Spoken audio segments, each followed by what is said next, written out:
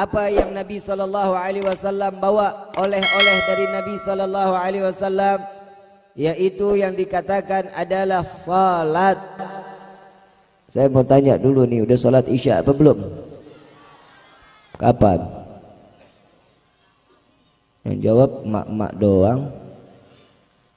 Pak, salat Isyanya udah belum? Ada yang jawab udah, ada yang jawab belum. Salat wajib enggak? Salat wajib enggak? Udah tau wajib lu belum? Salat ya? Salat ya?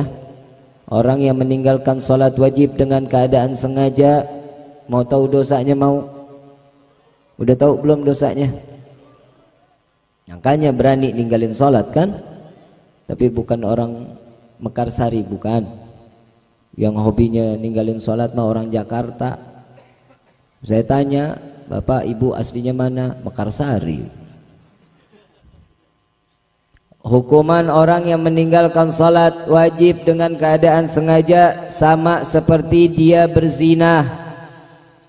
Setelah dia berzina, istrinya dalam keadaan hamil dan teraniaya, lalu keluar anaknya.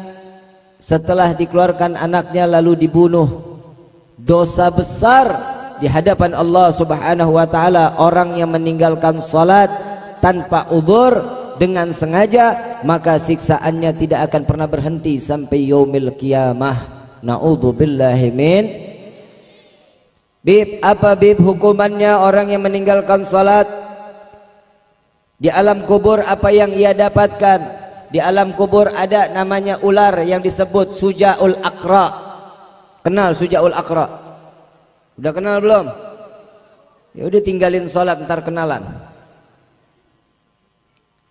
Namanya Sujaul Aqra. Mukanya sama hampir persis dengan iblis. Gigi bawahnya sampai kepada hidung panjangnya. Gigi bawah, gigi atasnya terus sampai kepada dagunya. Kupingnya dalam keadaan yang sangat amat tinggi dan tajam. Buntut daripada ular tersebut seperti mata bor, ujung daripada mata bor dengan begitu tajamnya. Ular ini akan mendatangi orang yang tidak salat, yang meninggalkan salat satu kali dalam keadaan sengaja dia pernah meninggalkan salat, maka ular tersebut akan mendatanginya dan mengatakan, assalamu alayka ya ahlan nar. Salam kepadamu wahai penghuni neraka. Lalu tidak banyak bicara, ular tersebut Sujaul Aqra menembuskan daripada buntutnya dan masuk sampai daripada duburnya, keluar sampai ke dalam mulutnya. Setelah itu dililit daripada Sujaul Aqra lalu dihempaskan ke bumi. Hancur berkeping-keping jasad kita dengan kedalaman hempasan 7 km. Hancur jasad kita, hancur sangat luar biasa. Lalu dikembalikan lagi oleh Allah Subhanahu wa taala, dibuat utuh lagi daripada jasad kita. Lalu Sujaul Aqra terus akan mentimpa kita dan membanting kita di bawah tanah tersebut selama datangnya yaumil qiyamah. Naudzubillahi min. Makanya jangan main-main sama salat. Kalau dulu Nabi sallallahu alaihi wasallam, saya mau tanya di sini, kalau mau salat pernah enggak diludahin? Pernah? Orang mau jalan ke masjid diludahin pernah?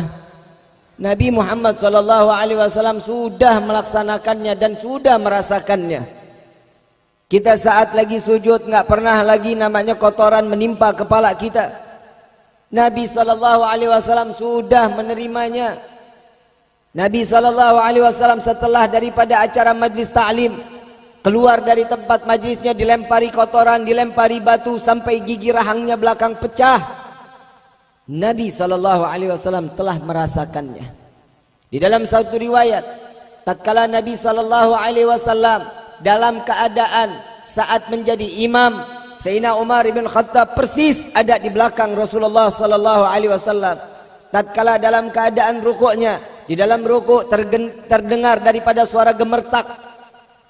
Daripada i'tidalnya mendengar lagi suara seperti gemertak, sampai ke sujud, sampai selesai Nabi sallallahu alaihi wasallam ditanya oleh Sayyidina Umar bin Khattab radhiyallahu anhu wa radahu.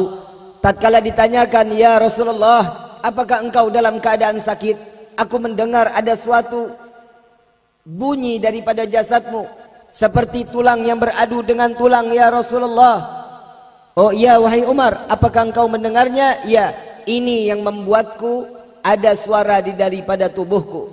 Begitu diangkat daripada kainnya Nabi SAW, dibuka daripada ganjalan perutnya, satu batu yang keluar daripada kain Rasulullah SAW. Lalu Sayyidina Umar menangis karena tahu di zaman saat itu ahli Arab, tatkala dia tidak makan satu hari, satu batu yang mengganjal daripada perutnya, satu batu keluar daripada kain Nabi, dua batu keluar, tiga batu, sampai pada 7 batu. Sayyidina Umar bin Khattab mengatakan, "Ya Rasulullah, sudah 7 hari engkau tidak makan, sudah 7 hari engkau tidak melakukan ma'asupan untuk jasmanimu. Mengapa engkau tidak meminta kepada kami? Kenapa engkau tidak minta mengirimkan makanan kepadamu?" Apa jawaban Rasulullah SAW? "Biarkan wahai Umar, aku ingin merasakan bagaimana laparnya tatkala 7 hari aku tidak makan. Aku ingin merasakan kelaparan umatku di akhir zaman kelak." Nabi Muhammad SAW, kita sampai detik ini 7 hari 7 malam gak pernah kita gak makan. Sehari minimal 3 kali pasti kita makan. Kenapa kita tidak pernah berpuasa selama 7 hari 7 malam? Karena Nabi SAW telah menalangi daripada apa yang telah akan disiksa kepada kita. Nabi Muhammad SAW yang telah memberikan dari ujung rambut sampai ujung kaki diserahkan kepada Allah untuk umat Nabi Muhammad SAW. Di bulan Rajab yang kita kenal adalah bulannya Allah. Nabi SAW di dalam hadisnya, "Ar-Rajab syahrullah wa Sya'ban syahri wa Ramadan syahrul ummati." Rajab adalah bulannya Allah Subhanahu wa taala. Tatkala setiap hamba yang berdoa, beristighfar, memohon ampun, bertaubat kepada Allah, maka taubatnya akan diampuni oleh Allah Subhanahu wa taala. Jika seseorang di bulan Rajab ini berbuat dosa, maka 10 kali lipat akan Allah berikan azab tersebut, 10 kali lipat dosa yang akan ditempelkan kepada umat Nabi Muhammad SAW. Na'udzubillahi min. Kenapa di bulan Rajab ini tidak ada dibolehkan di dalam peperangan? Gak boleh ada peperangan di bulan Rajab, gak boleh saling bunuh di bulan Rajab, gak boleh namanya menyakiti hati orang di bulan Rajab, karena penghormatan kepada Allah Subhanahu wa taala sebagai pemilik bulan yang penuh rahmah dan maghfirah. Bulan yang penuh dengan kasih sayangnya Allah, bulan yang dimana Allah Subhanahu wa taala menebarkan daripada ampunannya khusus kepada umat Nabi Muhammad sallallahu alaihi wasallam.